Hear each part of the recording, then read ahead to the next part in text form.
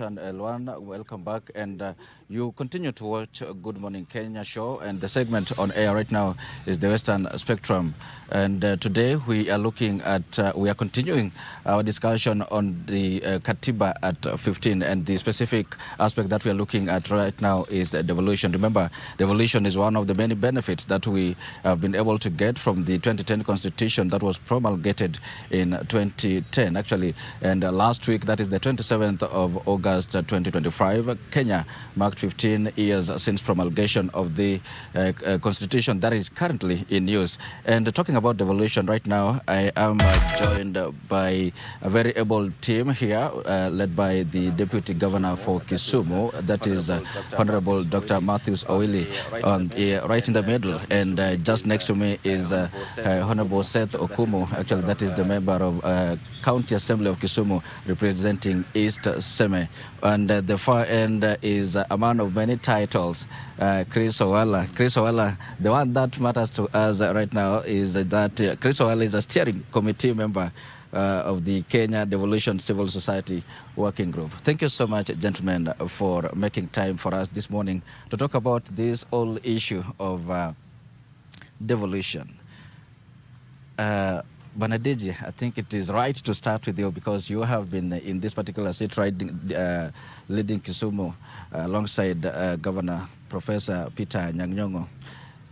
Devolution as it is, I will ask you if you believe that right now, do Kenyans, the ordinary Kenyans, do they understand what devolution is? Starting with you. For having us here this morning for this very important topic, which is devolution. Sure. And you rightfully observe that probably out of that 2010 Constitution, kipengee devolution probably has been the greatest, benefit, has been of great benefit to Kenyans. Now you're asking me if Kenyans understand devolution? Yes, they do. At least in Kisumu, if I can give the case of Kisumu, yes. They do understand, and the citizens know what they expect out of, the county governments, yes. And in many cases they even demand it. Yeah. So yes, they understand. Okay. The level of understanding of devolution, especially in Kisumu, is very high, and I believe it is the same all over. Yeah, the reason I'm asking that because you say sometimes we cover so many stories. People call us to cover stories of maybe roads not being done, and the MCS sometimes get the blaming factor because they are right there with the wananchi in the grassroots. And that brings me to you, Seth. You are serving your second term as the member of County Assembly representing East Seme. You interact with the wananchi quite a lot. Do you think they understand what devolution is? Like you said, my name is Seth Okumu, the MCA is Seme. I want to say that people appreciate devolution, but up to now I want to respectfully disagree with the DG that people have not completely understood the Constitution 2010 and which structures were devolved and which structures were not devolved. Right now, if anything happens in the village, they will come to the MCA first. Whether it's supposed to be done by the national government, whether it's supposed to be done by the county government, they will come for the MCA because they know Constitution was devolved and governance structure was also devolved. And the first person they see is the member of County Assembly. You see roads that have remained in Kenha, you see roads that have remained with Kera, you see roads that have remained with Kura, you see roads that are being done with the county government. But when any road is not maintained or done, they always come to the county government. That happens a lot. Right now, with bursaries, for example, county governments are still asked to pay bursaries for high school, universities, and colleges. Yet those were not devolved. So yes, people appreciate devolution, but I think there needs to be a lot of sensitization on what was devolved and what was not devolved. Okay, thank you. Yeah. Seth, it is the second decade of devolution rollout. You belong in the civil society. From your understanding, do Kenyan understand what devolution is? No, you said Seth. Oh, sorry, Chris. I think partially, I can say the Kenyan understand the devolution because they know what it is. You can't take it away from them. That extent, they value it because I think it's the best that ever happened to the 21st century. But there are element of either deliberately ignoring the law, or the citizen also, when you expect something, you don't care where it comes from. So people tend not to follow the law, what the law says, because if you look at the section of the law, they say there are devolved functions, then there are national government functions. But they say again, they are what we call residual functions. And they say that any function that is residual will become a national government function. Okay. But here in the context that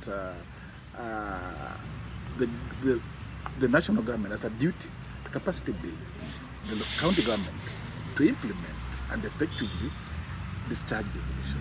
But they realize that they want to hold that power so that the people still go run to national government. Then you realize that the attempt to educate citizens, the little resources are put in civic education. To enable citizens engage with the government of the day, because that's what is also lacking. But partially, there's understanding. I can't say that zero understanding. There's element of understanding, but implementation of the process is what's done at times deliberately, so that it's assumed, because Mheshimiwa here knows that even if people come to them, they know that some of those funds are not theirs. Sure. But they still want to tell people that they promise people when they campaign, I'll build a road. But they know these are functions of executive.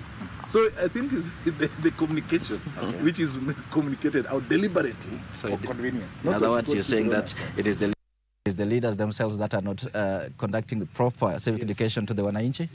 Yes. Right. Because if you go to Mheshimiwa Sat, and when they campaign, they say, I'll bring this road. But they know very well that the road rely on Mheshimiwa William and Professor Nyong'o to deliver. So then they go there and they say they want to build. But so that the people, that way people goes to them, when people have anything, they say, my MCA will do it. Right. So I think deliberately, the writers of the Constitution had got a good intention. Sure. But what comes out is that the implementation of the devolution comes with resources. Where there are resources, there's a fight. Sure. And that, to me, that's where it must be distinguished. And that's why the debate now that is happening, that the NGCDF be abolished, is critical. All right. Yes. Fine. Seth, you take the blame game here, according to Chris. And we are having campaigns hitting the road probably in a year's time or even 2 years' time. Don't tell Wananchi you'll build roads when actually that is not yours. That the understanding of devolution is not limited to knowing which function belongs to who. Okay. I think, like, for example, if you think about Mheshimiwa here, he's an elected representative of the people at the grassroots. Sure. Meaning that if you envisage, the Constitution of Kenya envisage that the two levels of government will be separate but interdependent. Yes. So they are still just as entitled to ask him about a road that unfortunately is being handled by a carer, just like they are, because he's their representative at that level.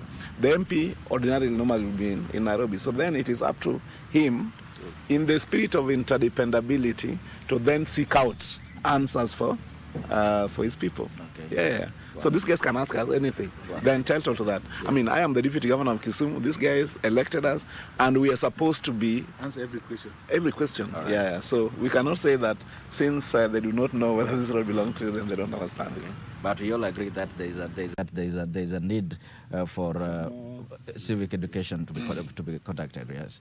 Fine. Moving forward. Just last month, actually, the Devolution Conference itself was held in Homa Bay under the theme for the people, for prosperity, devolution as a catalyst for equity, inclusion, and social justice. And that speaks to the spirit of devolution, and which is to bring services closer to Mwananchi, and also have the Mwananchi have a stake and have a voice in some of the, in all the policies and in governance, basically. There has been a debate on whether devolution actually is spurring development at the grassroots level, or it is just an avenue to create job opportunities for those people who work in the county government. I'll start with you, DG. You're in the executive and understand how these roles are performed in terms of what budget goes towards the wage bill, which one goes towards development. Is devolution meant to spur development at the grassroots level, or is it just an avenue to create job opportunities? Well, all there for us to see. You see, I'll be doing a self-assessment because I'm part of the Devolution family, and I'll be very interested in knowing what my brother Chris has to say, sure, about what has worked or what has not worked, or whether the impact is there, or whether the allegation that counties have become centers for, like employment bureaus. You see, every year we have gathered once, okay, apart from the last 4 years, to look at the gains and the misses, okay? And you've just mentioned the Devolution Conference. In the last 4 years, we've decided now we'll do a biannual, engagement. Yeah, and counties come together, and I can tell you, and you are in Homa Bay, and you can already see. Now that said, okay, back home, because I was elected in Kisumu, so I sometimes want to give an assessment of the county where I work. We see every single year, and Mheshimiwa here will tell you, we gather our people together to tell them, our achievement based on what we promised, okay, on the budget and the annual development plan, and it is all there. Now, if you look at the county of Kisumu, for example, post-devolution and now, the difference is like day and night. If you were to start counting the benefits between, each and every department, I mean, even a whole day may not be sufficient, okay?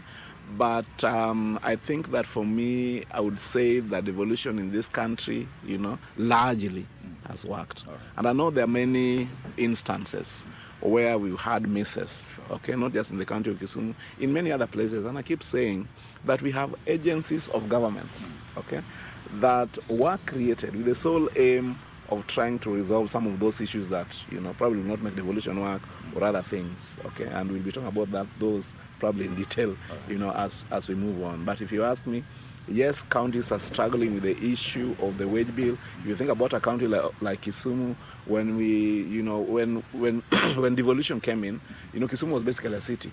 But, all the employees were transited into the counties. Counties were not given, the opportunity, for example, to then choose or employ those they thought would be, useful in their functions and, like that. So basically, guys are still struggling with that. Are you agreeing with me? Not basically with me, but with the debate that counties spend much on wage bill? Quite a number of them spend quite a bit on the wage bill, not because they like it, but because, and you cannot just fire people. So eventually, with the time, all these things get streamlined. That's what I think. Yes, in another few years, we'll have a very streamlined, workforce by the county government where we can be able to meet the threshold. Okay. Yeah. Seth, you sit in the legislative arm of governance, and employment actually happens from the executive level. Given your position, you're serving. You're serving as your second term, and you're serving in your second term, and you've basically observed the rollout of devolution so far. Is it an employment bureau, or it's meant to spur growth? I think when you talk of employment, then you mean the formal employment. But I think with how we brought devolution was to bring both development and employment. And the employment can be both direct and indirect. I think let's appreciate all that. And I want to give example with indirect employment. I mean, we have a lot of contractors here who are working for the county government who also have income. We have so many projects that help people get some little income. For example, we have fish cages that have been taken to the beaches so that they can have some income. But when you talk about formal employment, comparatively development, for so long people have compared the budget in terms of development, and I think they relate to like brick and mortar vis-a-vis people who are employed. I mean, right now we don't have enough ECD teachers in our centers. We don't have enough nurses. We don't have enough doctors. But people don't see that as development. If we employ more doctors, especially specialists, people will get good services in our hospitals. But people don't count that as development. If you have good teachers in our ECDs, then our children will have proper background of education. People don't see that as development. If you take drugs to the hospital, it's not considered development, but they need it. So people have seen development as brick and mortar and road and structures that they can observe. But we must appreciate development as also soft skills that people apply. So devolution came for both, and we appreciate. We still need more. I don't want to run away from that. We still need more staff in our counties for very specific and specialized skills so that devolution can properly work. And that speaks to our very first point of creating awareness, telling wananchi what really what devolution actually brings, both services and the physical aspects of it that we can basically see. Chris? Yes. I tend to think I disagree with Mr. because the intention of devolution was to provide service closer to the people. Sure. So that in Kisumu here, for example, the Nairobi for Kisumians will ought to have been Kisumu town. That's what ought to be the Nairobi. Yes, employment ought to be there, but not to the level that we are seeing today. Because when you are overemployed, that people are at the office and they don't have the resources to go out and work. For example, if you have a staff that they come and report and sit in the office, there's no productivity of that staff. Okay. But if you have a staff that is a doctor that is needed in the facility, then that's a good case. It produces something. If you have a nurse, it helps so that people have their money back in their pocket. But if you have a staff that you are paying and there's no value they are bringing, because I know counties a lot, that you go there and you employ, for example, another county that I not mention them here, because they are not here to defend themselves. They have employed the wage bill. If you take wage bill and O&M, it's 85%. So what do you remain with to offer the key service delivery you are supposed to offer? And I think that's where the problem is. Employment is not bad, but if you employ for what are you bringing in? Because I remember Mheshimiwa here knows that there were staff that were absorbed at the local authorities, there were staff that were found at the national government, and there are staff that have been recruited after that. But if you look at that, the variation is there. But they ought to have done what the deputy governor is saying. They ought to have been done the audits or established a human resource audit and established, yes, we have this staff, they are available. What can you bring in? What is the gap? That is not being done. And to me, that's where there's a disconnect. Second thing is that when we were devolving this function, effective costing was never done. Right. For example, if you get a Kisumu city, Kisumu Just hold it right there, because when you talk about costing, I think we're going to discuss this just in a while. We will want to know if really devolution is affordable in Kenya, or it's basically... Because you realize that Kisumu had got provincial headquarters, then they had got facilities. So when you give them money, you don't factor that. You just tell them this 20 billion for you, but not looking at what was their wage bill. They found the staff at the provincial level, which mean that they can become staff of Kisumu County. But now, if you compare Kisumu County and other counties that were not provincial headquarters, Kisumu County had got more staff which county government had to deal with. But this was never a factor when now you are transferring the function. You treat Kisumu like another county. If I understand you well, you're trying to say that the counties actually spend much more money on, or rather resources on pay on the wage bill rather than development as it is supposed to be, all right? And that calls for maybe a relook into this whole issue. And talking about development, like we mentioned, that Wananchi needs to have a say in all the policy formulation and all the other projects being implemented for their benefit. I want to, at this point, I really want to ask if there is that constant engagement of Wananchi in governance, Banadiji. Do we, especially now that county government of Kisumu, do we have a framework to engage Wananchi, or rather to get their voices to also count in these policy formulations and any other governance matter? Well, we'll do at this level, at least in Kisumu, without engaging with the people. If you want to draw your plans, okay, the long term, short term, and all these kind of things, you have to do what is called public participation. Okay. If you have to identify projects, and Mheshimiwa knows that very well. Yeah, we don't identify the projects from the office to the people. The people identify their projects based on their priorities. Of course, I think that funds for public participation, and I'll be very interested in knowing what he thinks. We need to really look at our budget, so to speak, in terms of what we can, employ or in engagement with the people. I know we do public participation, but if you ask me, I think it is something that we need to, we need to engage with the people more. Okay. Every time when I go out there, people have, but they don't have enough, engagement, enough time to engage with the people. But yes, there's nothing that you do according to the county government, act that you do not engage with the people. Yeah. Seth, you chair the Education Committee at the County Assembly of Kisumu. Before you come up with the allocation, or how you allocate funds towards the bursary that you are talking about, is it a decision of the committee that you chair, or this comes from the Mwananchi? Just briefly before we go take that break. I think budget estimate as a document is a document of the executive. The assembly is to appropriate.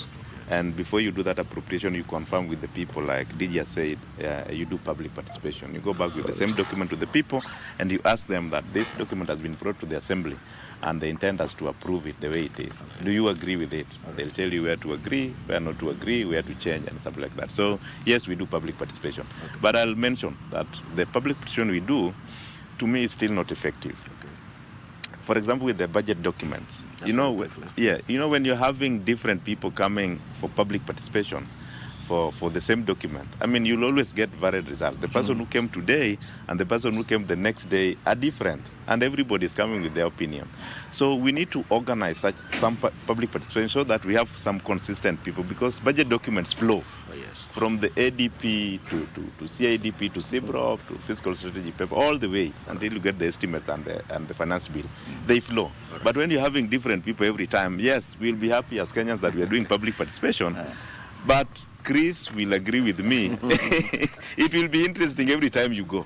Very, very interesting. Chris, as you respond to that, before let us just take a very short break. We are taking a very short break. When we come back, we continue with the Western Spectrum here on Good Morning Kenya, right on KBC.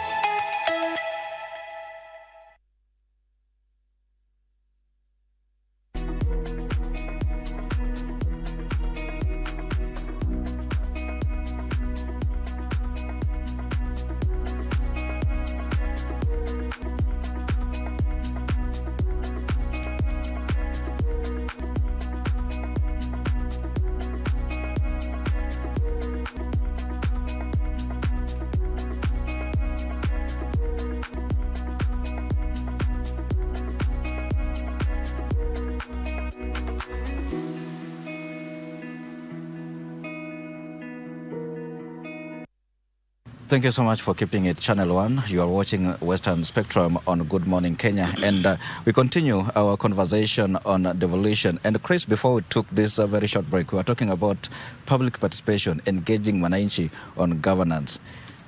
You are one of the people who engage in participation here in Kisumu. Do you believe that the county, the executive is engaging Mwananchi enough in rolling out their projects? We don't want to make it Kisumu fair. But if I speak about Kisumu, Kisumu was one of the counties that have got framework up to village level for village council, village admin. Kisumu has got, we work with Kisumu County together to produce public participation policy document that define how public participation is supposed to be done. The problem is that many a times our laws are not followed to the letter, the implementation. They are, if you look at the article, the chapter 10 of the Kenya Constitution, it's robust. We don't need even an act if you really live to that vision. But the reality is that there are less resources to engage public and the issue of public participation. There is less civic education because you cannot engage effectively if you don't have the information. Then access information is also a problem. But again, the bigger population of our young people are not people who have the patience to sit down. So the county government need to be robust in how they want to engage them. How do county government use social media to engage young people because they cannot be in a hall? That's a waste of time for them. So the county government must be robust. Look at how do you use Express to engage young people in the budget? How do you use social Facebook to engage people in the budget? And critically, the feedback mechanism. And where the trust is lost here is the feedback. When you go out, check people's views, in a budget making process. Yes. Okay. Then you now go back and start process of supplementary. Okay. Now what I said is being removed without coming back to me. Okay. And now budget loses the character. So I lose the trust in the government. That to me, that's what needs to be cured. Supplementary is a tool for implementing the budget. It's not the budget. And that's where, to me, issue of participation become weak. And again, when you want to have participation needs to be flow. Sure. It doesn't need to be controlled. Okay. But what makes people the confidence they have in the government? If I participate yesterday and my issue that was I shared in the meeting and we agreed is done, Sure. I will have the motivation to come tomorrow. Okay. But if I participate today, I raise one road not done this year, I raise the second year not done, I raise the third year not You done. get I will more. lose, I get bored and I Okay. sit back. All To me, right. that's where the rubber meets the road. Okay. Then if you look at the budget, there's very little resources that goes toward engaging the people. And I think Mheshimiwa in legislation and moving forward, and Mheshimiwa here want to be a governor next time. Yes. You want to trust him that this where the disconnect is there between the people and the Okay. government. Yeah, So this bridge needs to be built. Okay. And this bridge needs to be built in many ways. It doesn't need even major resources. Okay. The governor, his team can have got what we call listening meetings, where you go sit with the people under the tree, listen to them, and you document. All right. And this thing can become issue that goes to the budget. All right. Yes. And basically you're saying we can always leverage technology actually to effective to make public participation work very effectively. And now I'm very sure you've heard within the context of devolution, you must have heard the phrase where people say that the legislature is not an arm of the executive. Seth, this really applies to you much. I will start with you, DG, but do you think the executive actually it does probably at the grassroots, the executive many times it gets the blame that it is coercing the executive or rather this legislature to pass the will of the executive. Is that so at the county level? Separation of functions between the executive and the assembly.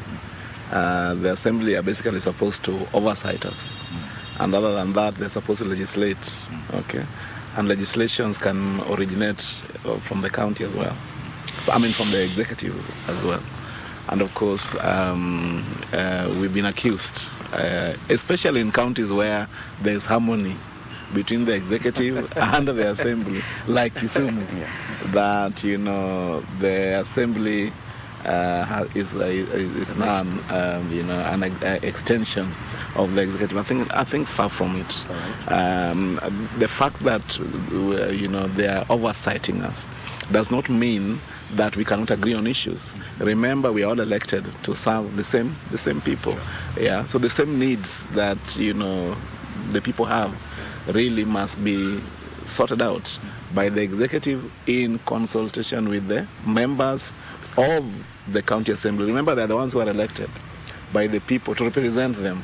And I was telling you earlier that one of the reasons why this guy has veto power is because he talks on behalf of the people of Isem. Yeah, they elected him to be there. We go talk to them, yes, but this guy also has a way that he can represent his people, in our functions and our meetings and everything.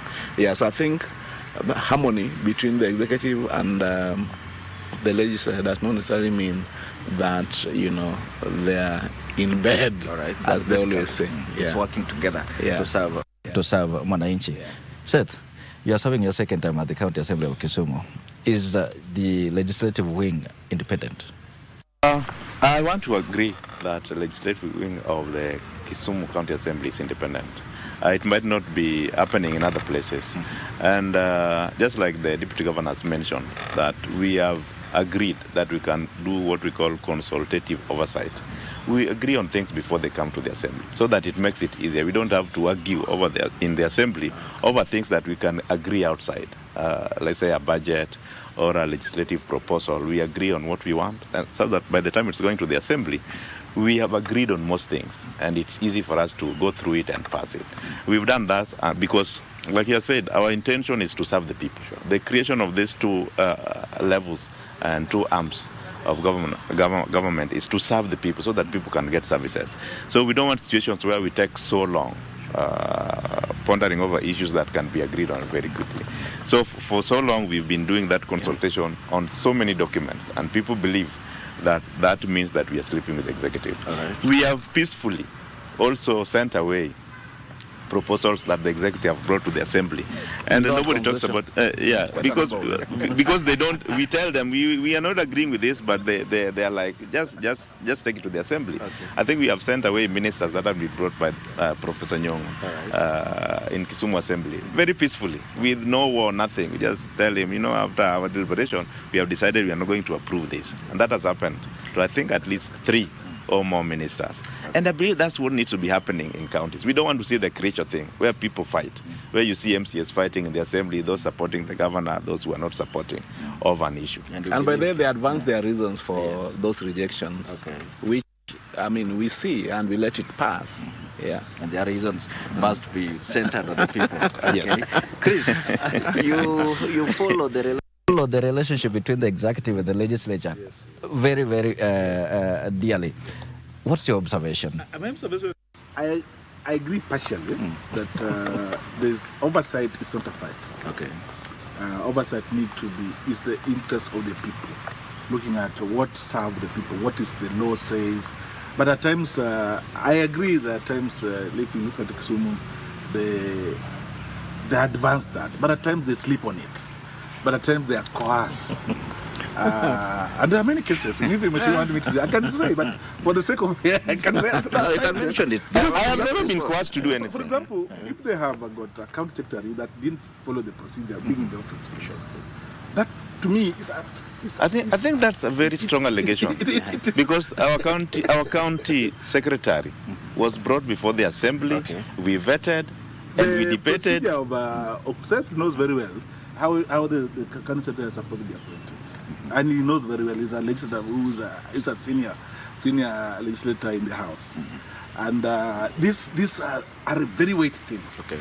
But because if Assembly sleep on the job, even on the budget, for example, in some counties, Assembly uses their position to coerce CCs. Some CCs are not working because you are always threatened with impeachment.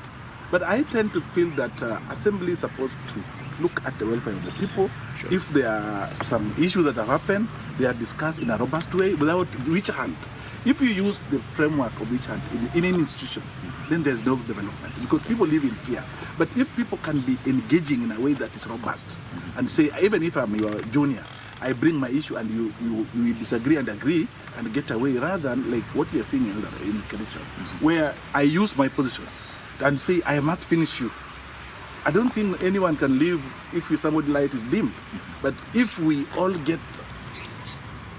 feed on each other and say, Wycliffe, here you are weak, can you go and we give you time to go and correct so that we come back? Okay. To me, that will, because devolution assists in this Wycliffe. Sure. If there are many fights, even donors who want to support that county will not draw his. If there are many fights, citizens will take sides. It will be you against me.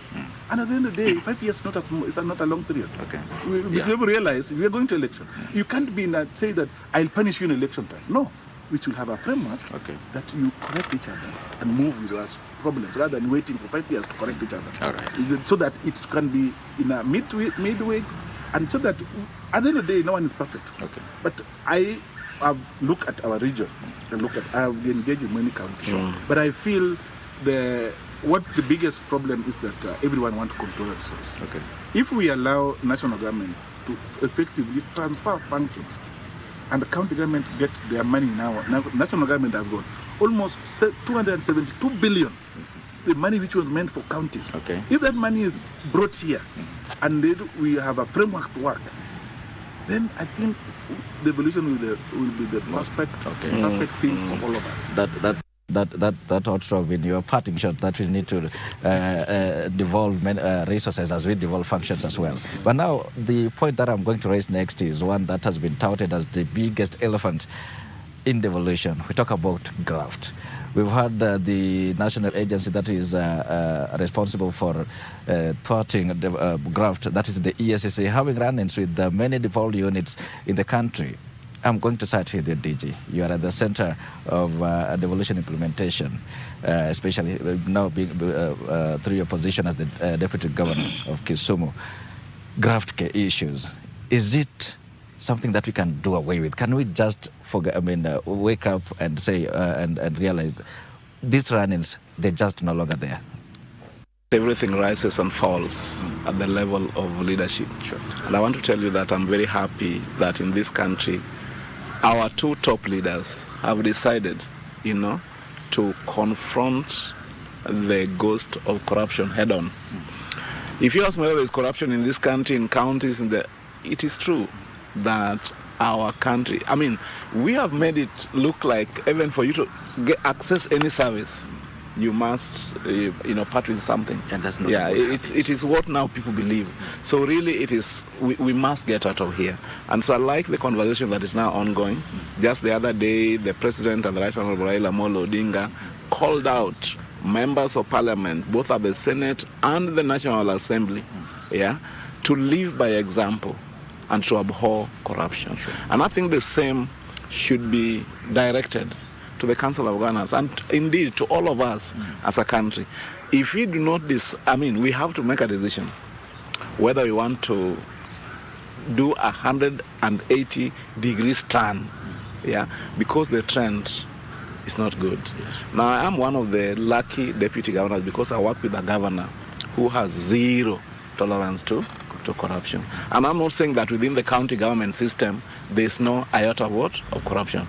Okay, so what we are saying is that people need to make a decision, and I think it is high time. And I don't see that conversation really picking the momentum that I expected it to pick, so that we decide whether we want to go that direction or whether we want to be, because corruption is really eating our society inside out. Sometimes good to be honest. So, one of the roles of the legislature is to oversight, and you see development basically is implemented by the executive. Have you pointed out probably some of the areas where you see the county government, the executive has gone wrong in terms of this graft allegation? I'm privileged to be a member of the Public Accounts and Investment Committee in the County Assembly of Kisumu. And we do several reports on the Auditor General's report on financial statements for Kisumu County.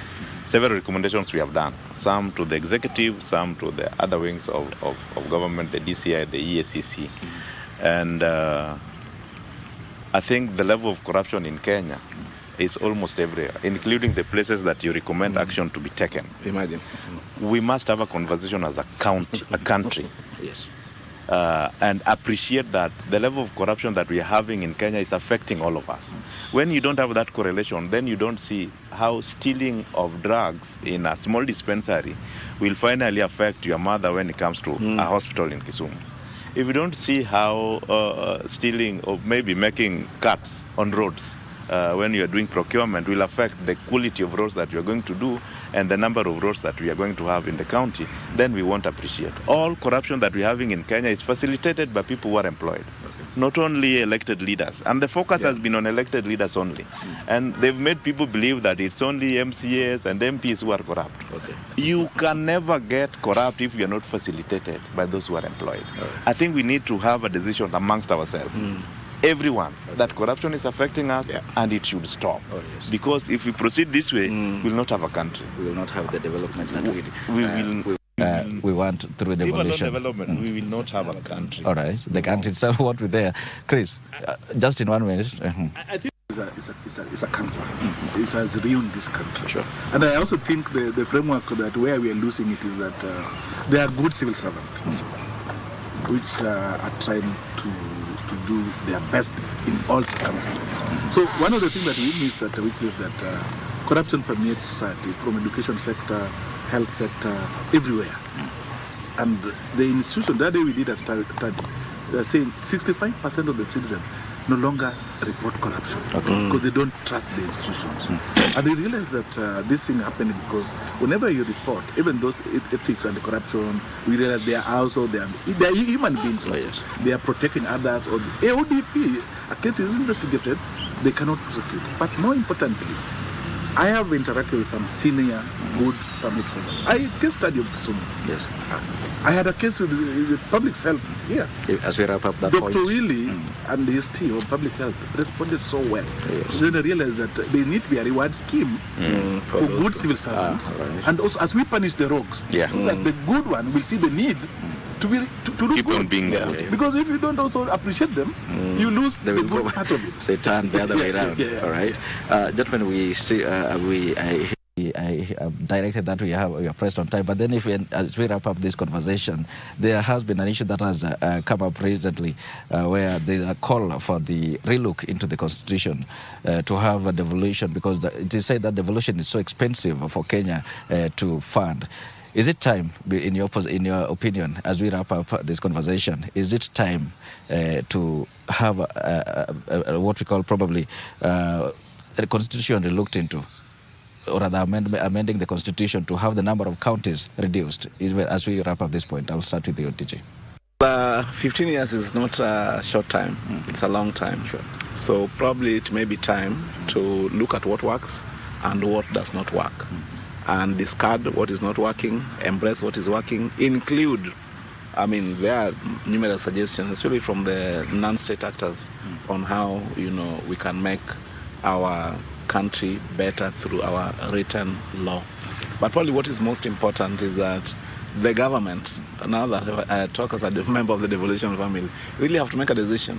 Probably the reason why it has not worked the way we envisage is because quite a number of functions that were meant to be devolved are still being held by the national government, and they are not also, allowing resources to flow down, So probably what we need to do first is to fully devolve, let the resources follow the functions, then give it some time and see whether we need to relook at a few issues. But yes, yeah.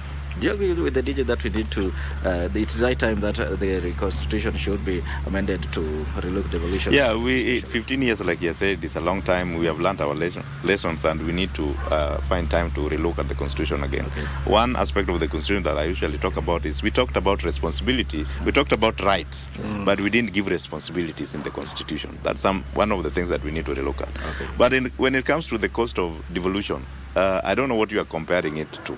Are you comparing it to the older one, system of governance you're having? Are you comparing it to what? So that we can say it's expensive. Because to me, devolution was the best thing that happened to Kenya that ensures equity in distribution of resources. Okay. I think we can just correct the teething problems that we're having. Okay. But I don't believe that in any comparison it's expensive to any other option that we're having. Chris, wrap this up for us. Okay, I agree. We can't take devolution away. While I agree with the former Prime Minister that it's important to look at the issue of regions, that was what's envisaged in the Bomas. What is critical now, we can't take away 47 counties. It's going to be a duel. As much as we can only say retain them and have regional assembly, because the challenge that happens is that Mheshimiwa here knows that they are underpaid as MCAs. That's a fact. Sure. Because you can't have a speaker, you pay a speaker 3 times the people who are elected. 5 times. Then they become surrogates of the speaker. So to me, I agree we need to look. And even the role of the deputy governors need to be strengthened. The constitution. And the constitution, they need to be relooked, but not to the extent that we take away the gains that you've had. We need to look at it to reinforce, because this is the what happened to Kenyan after the sliced bread. And we need to retain it, and we need to make sure that it works. Devolution must work for Kenyans. Yes. Well, that is where we put a cap on the Western Spectrum with a specific discussion on the devolution this morning on Good Morning Kenya. Very able team that has joined me for this conversation, led by the Deputy Governor of Kisumu, that is Dr. Matthew Sowili, and the Member of County Assembly of Kisumu representing East Seme, and also Chris Owala from the civil society, talking to us about having this discussion with us on devolution. You continue to watch Good Morning Kenya, and right now I'm going to hand you over to my colleague in Nairobi that has the broadcasting house, that is Vivian Degwa, to carry on Good Morning Kenya with the segment of Family Matters. My name is Wycliffe Okech, and thank you for tuning in. Okay, thank you so very much, Wycliffe, and for that amazing conversation that you were having with the guests. They were talking about devolution and the implementation of it and the hits and the misses 15 years on.